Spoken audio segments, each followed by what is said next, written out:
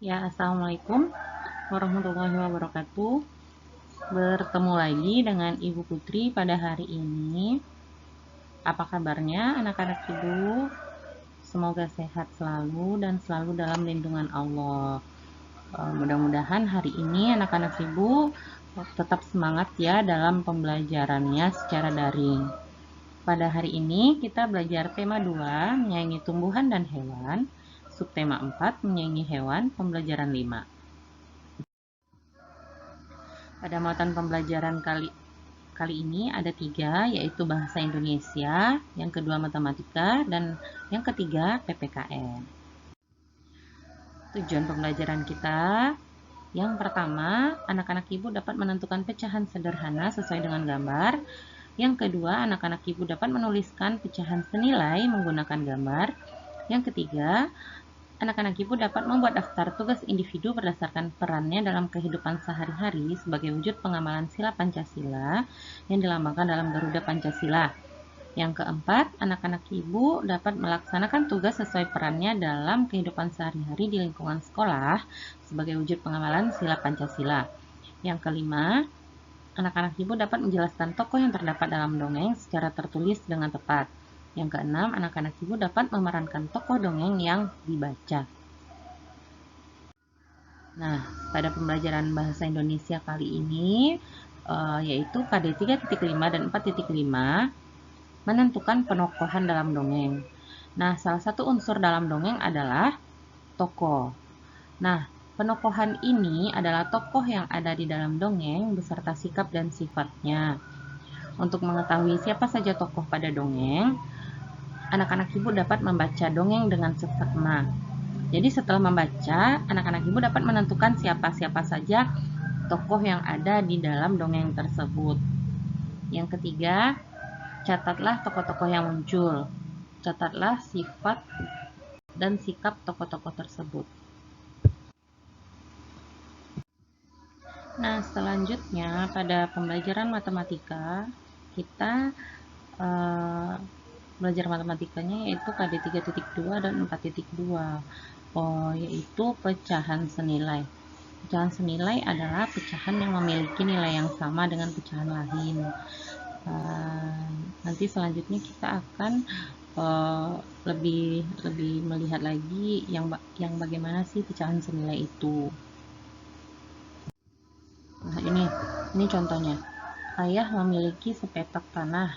Setengah bagian tanah akan dijadikan tempat untuk beternak ayam. Ayah membuat gambar setengah bagian tanah tersebut menjadi beberapa bentuk bagian gambar. Perhatikan pembagian tanah berikut. Ini satu petak tanah utuh itu sama dengan 1/1. Kemudian satu petak tanah tadi dibagi dua bagian, jadinya satu bagian dibagi 2 sama dengan 1/2. Nah, satu petak tanah utuh tadi dibagi menjadi 6 bagian sama dengan 3/6 bagian. Ayo kita lihat 1/2, ini 1/2 sama dengan 3/6 pada gambar ini. Kemudian satu petak tanah dibagi menjadi 8, jadinya 4/8. 1, 2, 3, 4 ini sama dengan 1/2. Jadi 4/8 itu sama dengan 1/2. Jadi 1/2 sama dengan 3/6 sama dengan 4/8. Nah, pecahan senilai juga dapat dinyatakan dalam bentuk garis bilangan pecahan berikut.